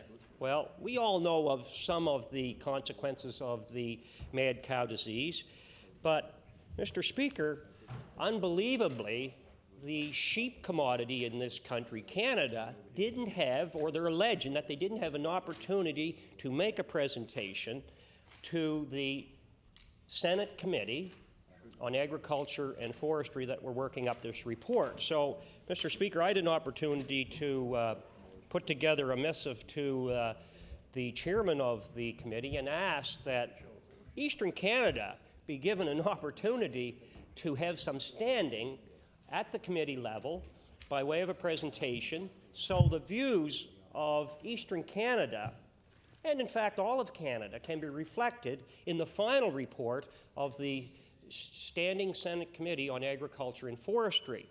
Because like I said, for example, the sheep industry in Ontario alone is worth some $37 million to the Canadian economy. That's not any small change by any stretch of the imagination.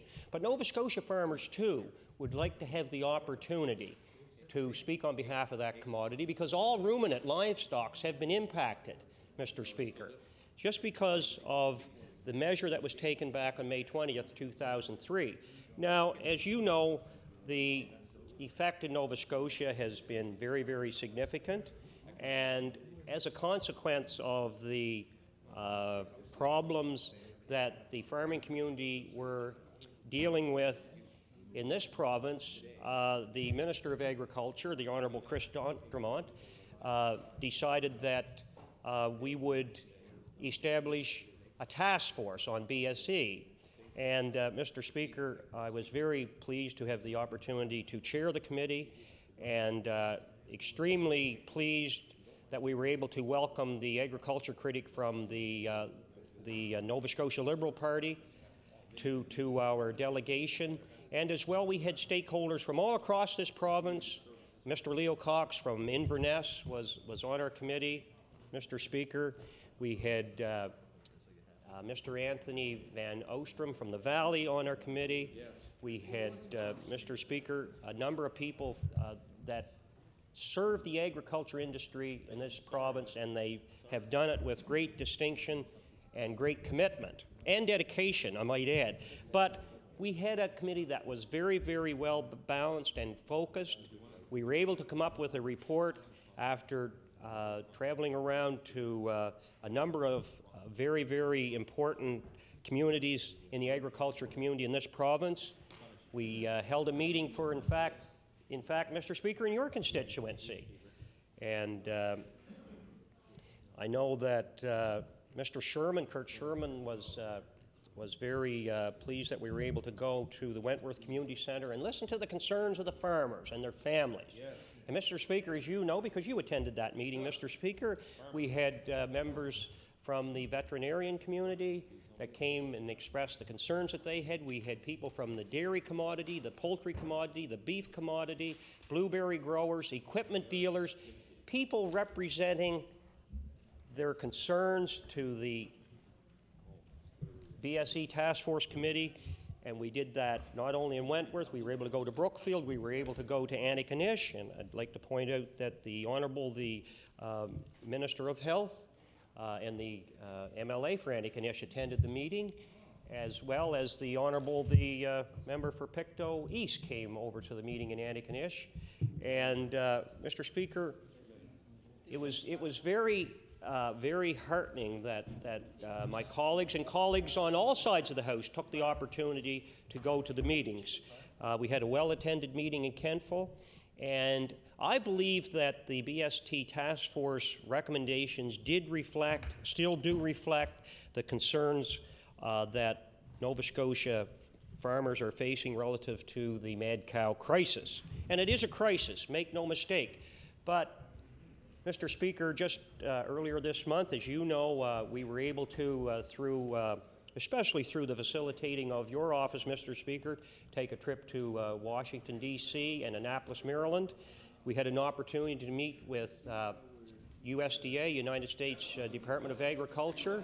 We met with congressmen. We met with chairmen of Finance Committee. Why, Mr. Speaker, you and I even had an opportunity to get our picture taken with the governor of Maryland. And Maryland, although it's small in geographical dimensions, so to speak, you know, Mr. Speaker, the state of Maryland has a population of a little over 5 million people, and the main commodity in terms of agriculture in Maryland is the poultry sector. And we were told, Mr. Speaker, as you remember, we were told that the avian influenza, or the bird flu as it's commonly called, was really impacting the state of Maryland. And Mr. Speaker, the state of Maryland provides the state of New Jersey with their chicken and poultry needs, and as well, for the most part, they supply the city of New York. And Mr. Speaker, so you see, the point I'm trying to make, Mr. Speaker, is that irrespective of the commodity, we have to be very, very careful and vigilant that we do have the necessary checks and balances and programs in place, because the industry, based on what's happening out in British Columbia, for example, right now with the avian influenza, Mr. Speaker, it can negatively impact any province, any state at any time. And we're so closely intertwined and integrated here in North America that I think for a while, Mr. Speaker, it took time for officials appropriate from Canada to have the Americans realize and acknowledge, and they do now, that we are in fact intertwined together. And I think the progress that we have noticed relative to the border opening over the course of the last 2 weeks are sending a good signal to the Canadian and American farmer that the politicians and the various committees that have dealt with this issue are being listened to. I think it was just last week that we learned that ground beef and now bone-in meat is permitted to, provided the product is under 30 months, is now permitted to cross the border.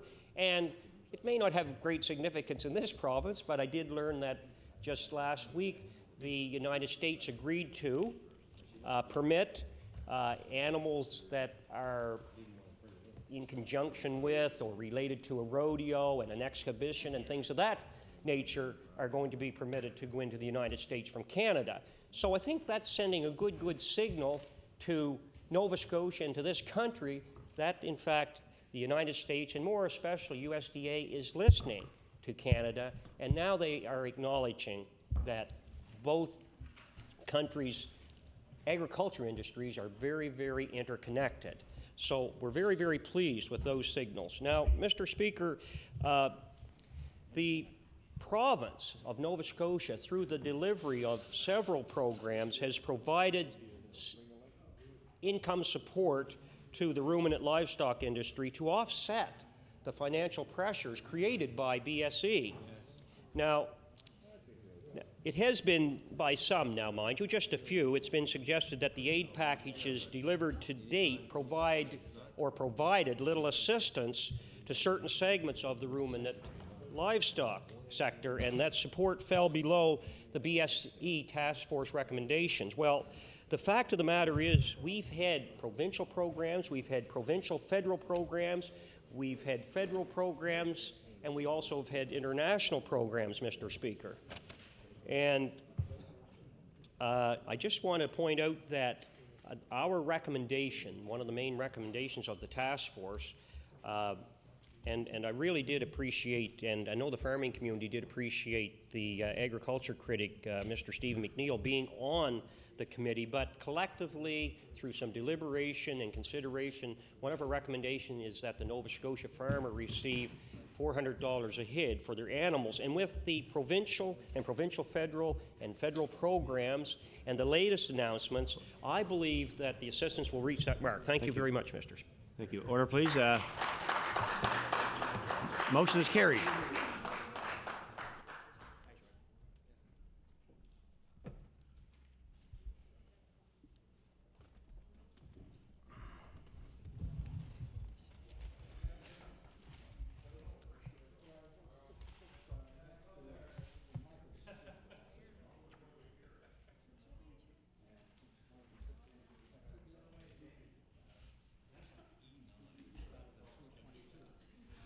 Order. I'd like to recognize the Government House Leader. Yes, Mr. Chairman, would you please call the estimates of the Minister of Health? The estimates of the Minister of Health. We'll give him a moment to get his people in.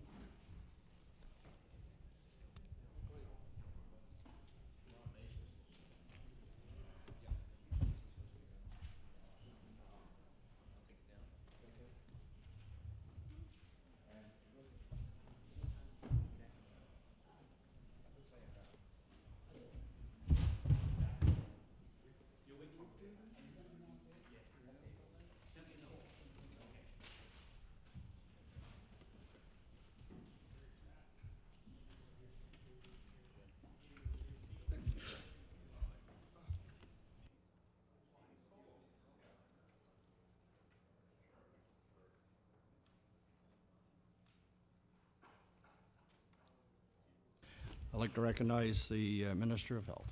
Thank you very much, Mr. Chairman, and I am very pleased to rise today to defend the estimates of the Department of Health. And I also, Mr. Chairman, perhaps should note at the beginning that this year the estimates for the Senior Citizens Secretariat appear as a separate line item in the budget, so we should not lose sight of that fact. Make sure we call that estimate while we're here. While we're waiting for my staff to join me, and for the benefit of those who may be watching the proceedings, perhaps, Mr. Chairman, you would indulge me if I just for a moment indicated the process that we're involved in.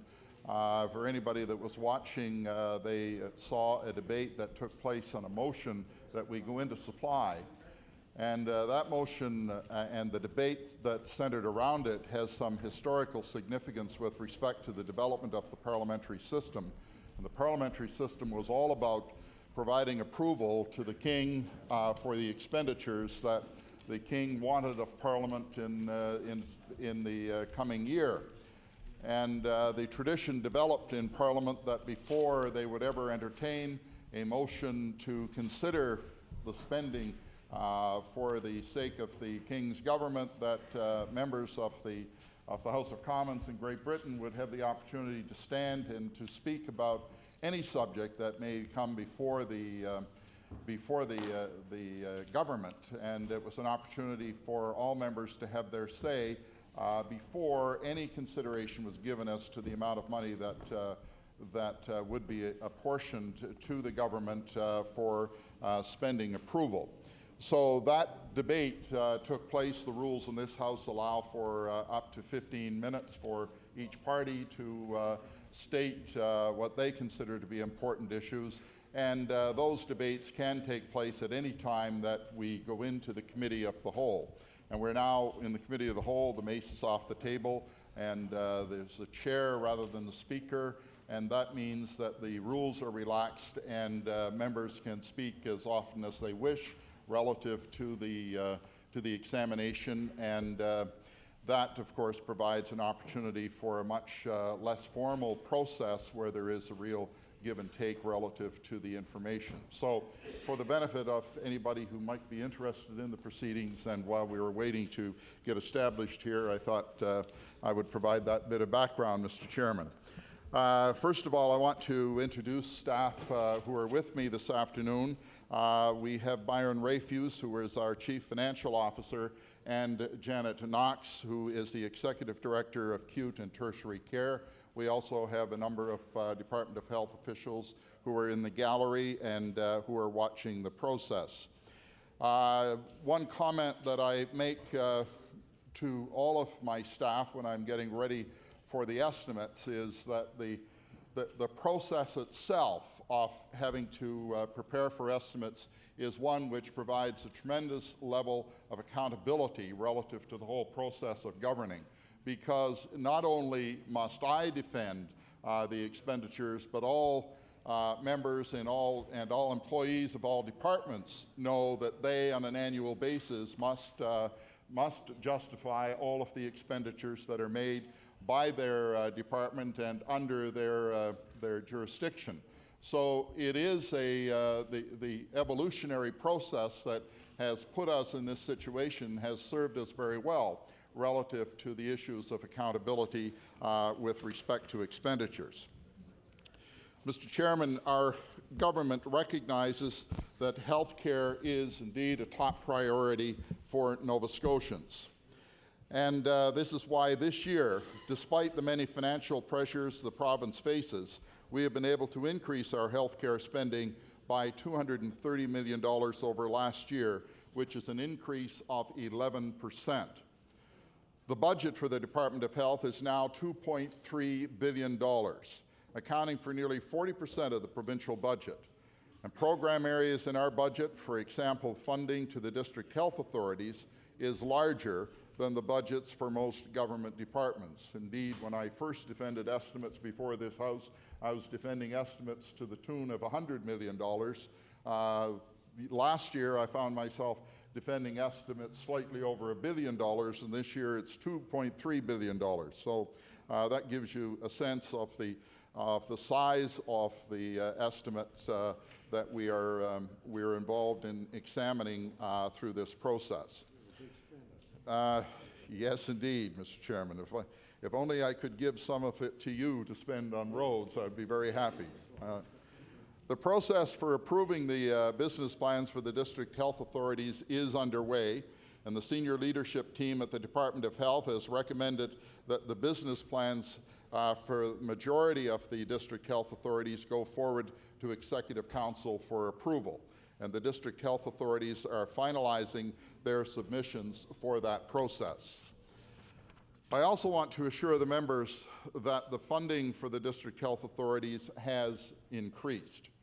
You may remember that through the past fiscal year, we have addressed some of their funding pressures by adding $19.2 million for overtime and oncology issues, and an additional $9.9 million went to cover benefit costs. We are also continuing our commitment to increase their non-salary funding by 7% for a 3-year period. We have targeted our budget increases to where we believe they will have the best impact. More than $500,000 will go to expand our public health capacity, allowing us to hire medical officers of health, an epidemiologist, environmental health specialists, a communicable disease nurse, and a physician with expertise in disaster planning. This is an important increase in our resources as new diseases and even terrorism threats are the realities we must prepare for in public health care.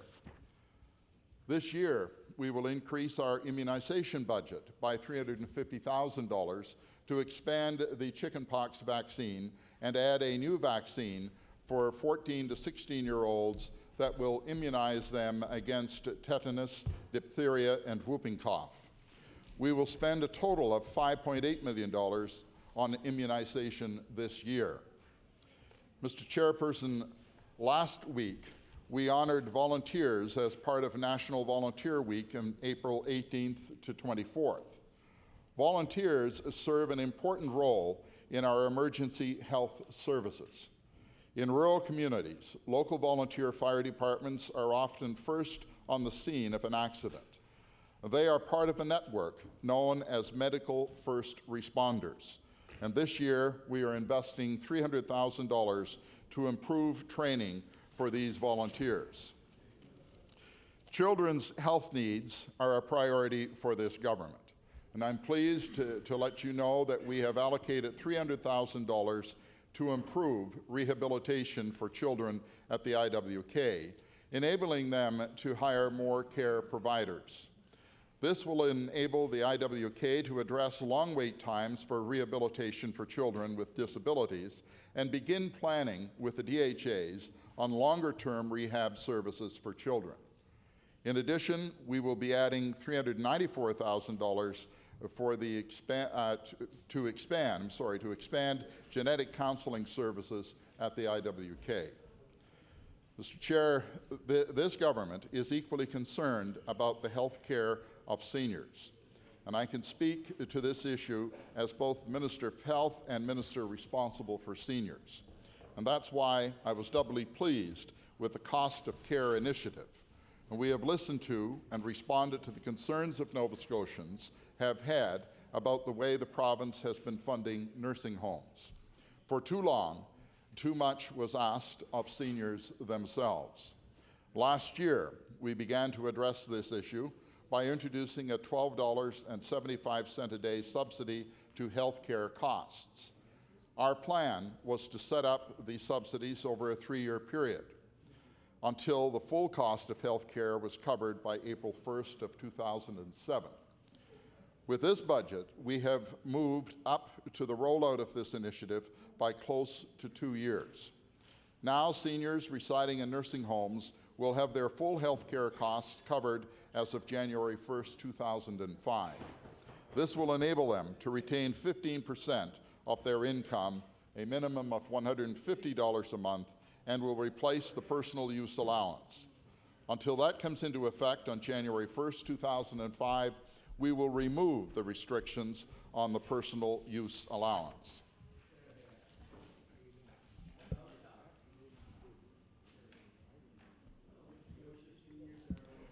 Healthcare services also have to be delivered in facilities. This year, we will begin construction of the new Cobequid Community Health Centre to help handle the demand for services that comes with a growing population in the Halifax Regional Municipality.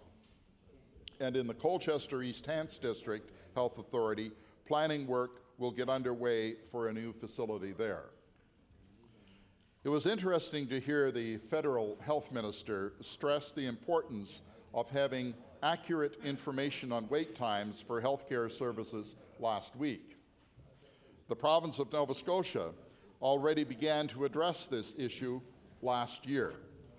We made a commitment in Your Health Matters to address wait times and to begin the work to set up province-wide standards for wait time information. A committee consisting of physicians and senior healthcare administrators from across the province and Department of Health staff met throughout the year. Their recommendations to government were released in January of this year. In this budget, we are investing $465,000 to begin development of an approach to gather standardized province-wide wait time information. Mr. Chair, as a province, we have already recognized wait times as an area that needs to be addressed. We have committed money and work is underway. This example contrasts the difference in the approach of the two levels of government. As a province, Nova Scotia is all ready to commit whatever dollars we have to improve things, while the federal government talks a good game. But they have yet to see the sustainable, long-term funding to enact real change in the healthcare system. Nova Scotia is ready at any time to talk to the federal government about improving the healthcare system. We hope that it is sooner rather than later. Another area, Mr. Chairman, where Nova Scotia is seen as a leader nationally in addressing healthcare system challenges is in the area of health human resources. We have already appointed a Chief Health Human Resource Officer to coordinate health human resource planning. The challenge of staffing the health system across North America will grow significantly in the next decade. And Nova Scotia expects government to take action now.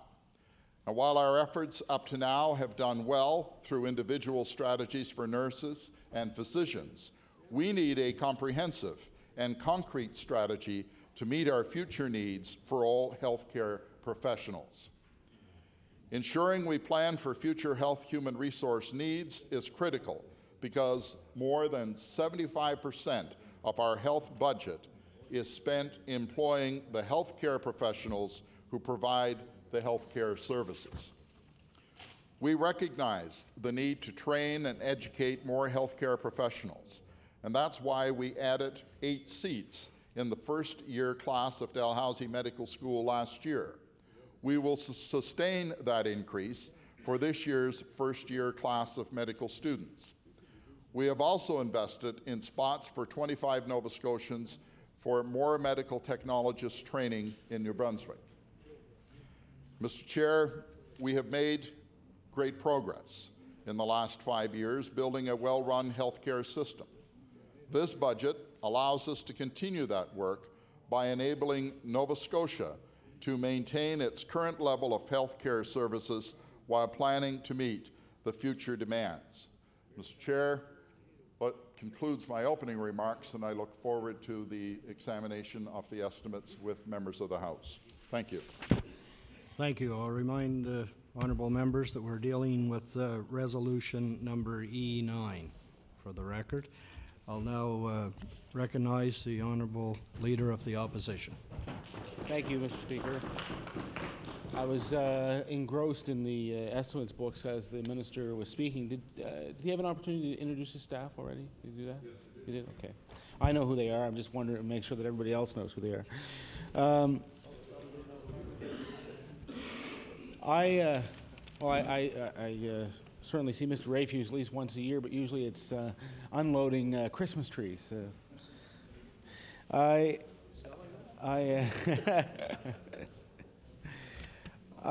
wanted to start with just a few comments, if I could, Mr. Chairman, because this budget marks an important departure, particularly in the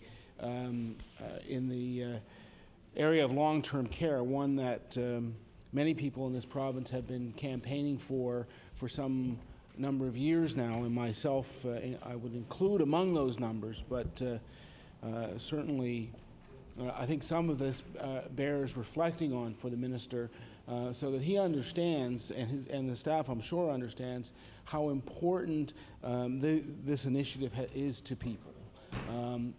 And I remember all too clearly meeting with the support group for family caregivers in the Valley, and a woman by the name of Maxine Barrett who brought to my attention what was going on in long-term care and about the effect that this was having on the families of those who were unfortunate enough to require this care for their loved ones. And I must say that it started out with a number of what I can only describe as heartbreaking stories about the stress and the effects that going through the process of financial assessment and placement was having on on the individual caregivers, but of course also on their loved ones, on their, in many cases, their parents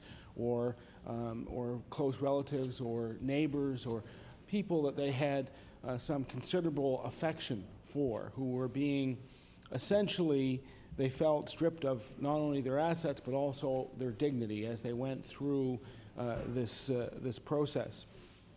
And I must say, when Ms. Barrett first started to tell me about it, it's an issue that was easy to confuse, because it dealt a lot with as life is, with the complexities of one's personal relationships, because it was sometimes difficult to discern what people were getting in terms of actual health care and what they needed in order to sustain themselves, which everyone would need, like room and board and all those issues. So it was not readily apparent to a lot of people exactly what the injustice was that was happening to these people. And so I remember walking away from that meeting not completely certain about the issue. And it wasn't until a few days later, as fate would have it, that a woman by the name of Jean Heckman, who was a constituent of mine,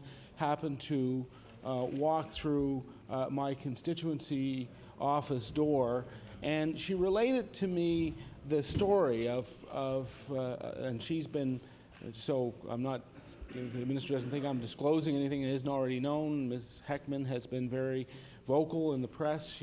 Her story was, I think, on the front page of the Herald at one point in time. But Mrs. Heckman, her husband had developed Alzheimer's. She had kept her husband at home for many years, ensured that he didn't go into the system, had cared for him, had provided him with everything he needed in order to continue to live a life of some dignity. And then, of course, eventually, this person needed long-term care. And what resulted there was essentially a financial assessment and a stripping away of the assets that her and her husband had accumulated over their life to such a point that she was not able, or felt that she was not able, to continue on with the lifestyle that she had before, but not even able to manage to continue to maintain her home and to do what I think most of us would consider to be a kind of a reasonable expectation of an individual who had essentially dedicated the last number of years of her life to looking after her husband. I can't help but remember Lehman DeMont, who was another constituent of mine, who some weeks later came through my door, and Mr. Minister, I want you to know, what had happened to Lehman was that his mother had been taken into, through adult protection, had been taken into long-term care. She lived a considerable ways away from him, and he couldn't look after her. He wasn't close enough to be able to do that. And at some point in time, officials decided that she needed to come into care. And she had a very modest asset base, and she had deeded a couple of pieces of family property that had been in their hands, in the family, since the 1800s.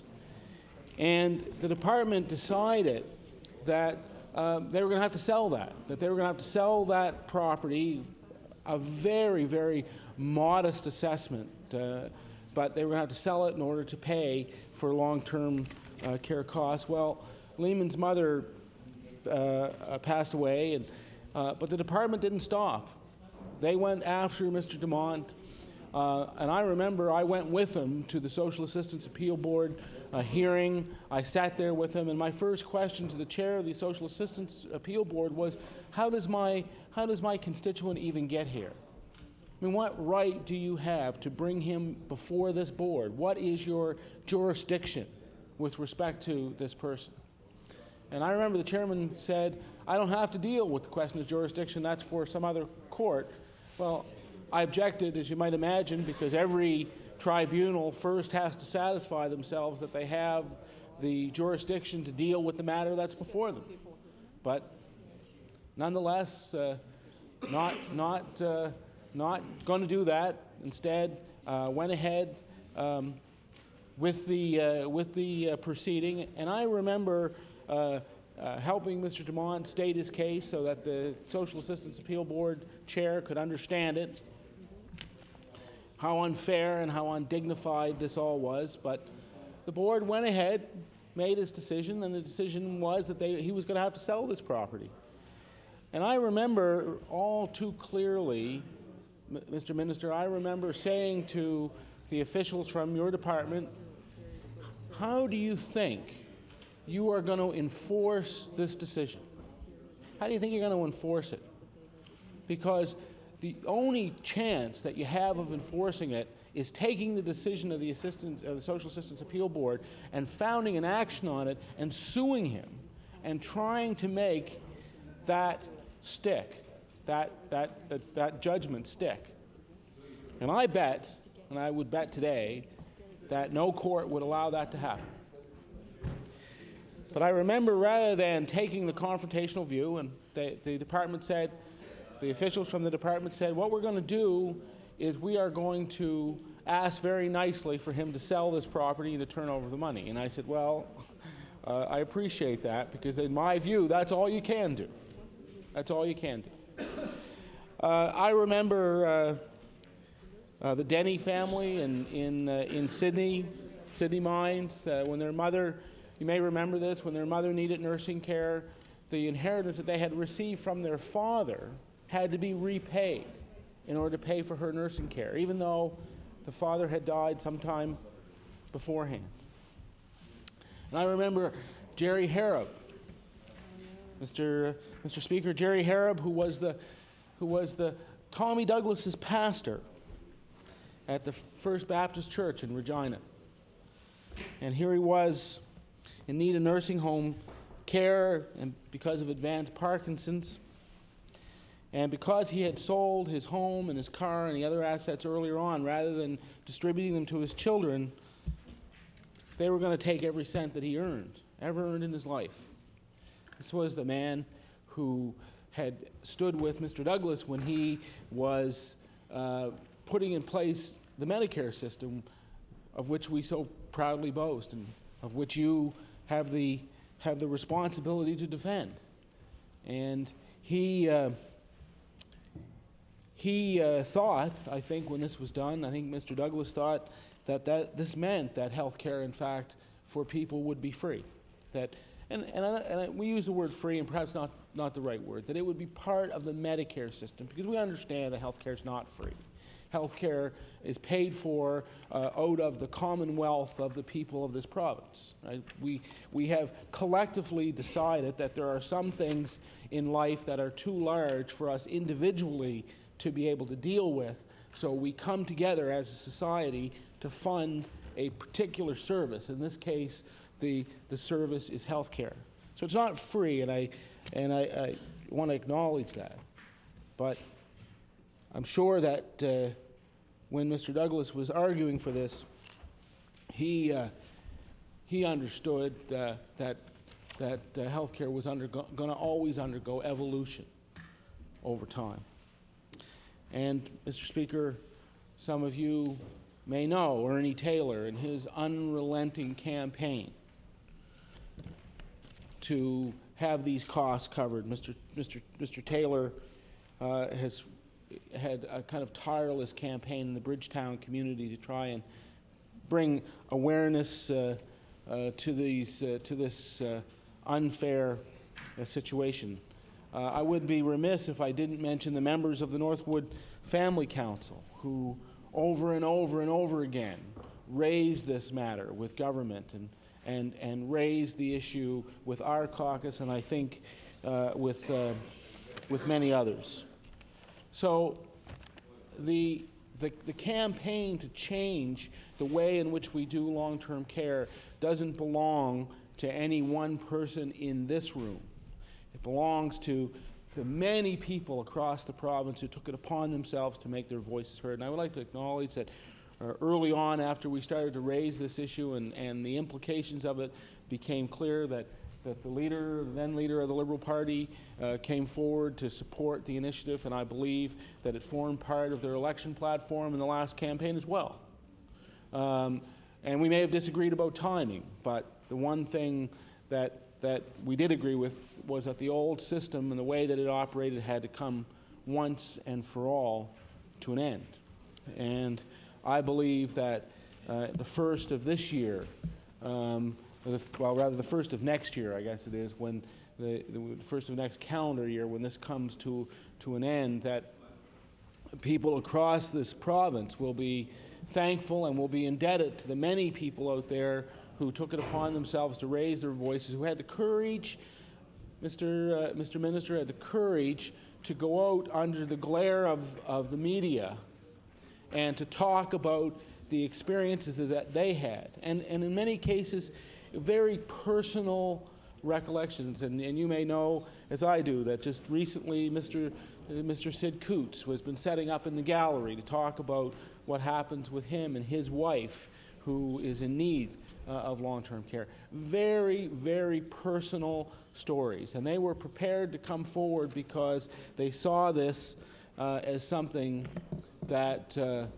had to change. And I believe that the change here, we think of it, of course, in terms of our citizenry and, of course, in terms of the parents and loved ones of the people we know.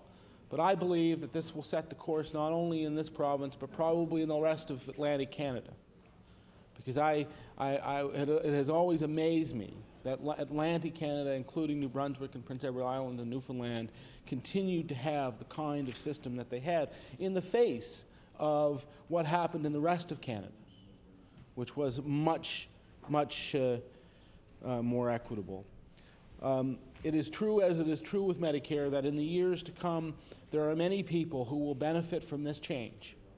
There may be people sitting right in this room, right at this moment, who will benefit from this change.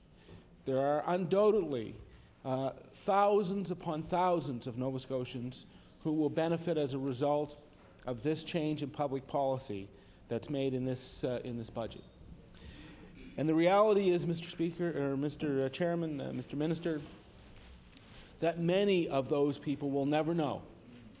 They won't know the stress. They won't know the campaign that took place. They won't know the fight that took place in the political arena in order to make this happen. But they will benefit from it. And that is, I believe, one of the great strengths of our system, that we can make change and understand that in the far reaches of time, beyond perhaps even our lifespans, that people will benefit because we had the foresight to change the way that we do business in government. So I think it's, Mr. Minister and Mr. Chairman, I think it speaks well that all of the people in this House could stand up and applaud the Minister of Finance as he spoke about this particular piece of the budget. So I wanted to start with that because I think it's important that the minister understands that this is I think a moment in the evolution of our healthcare system that will be very, very important to many people as the years go by. Okay, haven't had the opportunity to do that, I just have a few brief questions with respect to what this is going to mean to people and whether or not the minister has thought about this. And this is the first one. Because the present system or the new system will kick in on the 1st of next year, one can imagine that people who are thinking about moving into the system would delay moving in, knowing that they would have to put their parents or their loved one through this financial assessment process. So is the minister concerned that what will happen is that there will be a kind of reservoir of people who will wait until the 1st of January before coming into the long-term care system, and what that will mean to the resources the actual resources to have them placed in long-term care facilities, and in the meantime, the resources of home care, who may well be called upon to respond to those needs of those people while they are being being kept at home. Honourable Minister of Health. Thank you very much, Mr. Chairman, and I want to thank the Leader of the Opposition for his comments, and I can assure the honourable member that indeed I have a great appreciation of how significant a step this is relative to the development of our Medicare system. And as the honourable member points out, it is not something that any one individual can stand up and claim credit for, but it is a situation where many people have been very effective in bringing the issue forward, and the honourable member certainly deserves credit for that. But just as he made reference to Tommy Douglas, and Tommy Douglas had the great foresight to bring forward a system of Medicare in the province of Saskatchewan at a time when many thought that it was, and it was a very tough battle for him because there were work stoppages associated with that. It was great resistance in terms of bringing that system forward, but it was indeed brought forward. And then you can look at the development of Medicare nationally, and you look. I think the former political minister in the Trudeau government from Nova Scotia, Mr. McEachen, played a very significant role in that government in terms of bringing forward. It would have been in the Pearson government in those days, bringing that forward. So. And when it was implemented in this province, it was a Conservative government, and it was brought in under the leadership of the former Minister of Health, the late Senator Dick Donoghue, who was very instrumental in developing Medicare in this province, and indeed brought the system in with very few hiccups. It was probably one of the smoothest transitions with respect to the development of Medicare that occurred anywhere in the country. And I always maintain that that part of the reason he did that as effectively as he did is because in the initial stages of the debate, he was not what you would describe as a full-fledged supporter of Medicare. And not being what you could describe as a full-fledged supporter of it, he was extremely familiar with what he would have described as many of the pitfalls of the system. And that perspective, I believe, allowed him to address the implementation of Medicare in this province in a way that allowed it to come forward. He embraced the concept, defended the concept. Indeed, one of the most effective speeches I have ever heard in this House was the late Dick Donoghue defending Medicare and the anniversary of its, I believe it was the anniversary of its implementation in this House. And it was a great discourse, and I was just amazed at how he had that capacity to embrace this system, which clearly improved the lives of Nova Scotians in a very significant way, even though in the initial stages it was not something that he had embraced. And I think that, of course, speaks to our whole system of collective and cabinet solidarity and the need to get behind government initiatives. So the point that the honourable member makes is a very valid point, that indeed significant reforms that come about very often come about as a result of being implemented by and being embraced by all people of all political stripes and people of varying backgrounds. And this clearly is an example of that, and I think he's quite correct to draw that analogy. I'm also pleased that he has drawn the distinction with respect to Medicare and the costs associated with Medicare, that for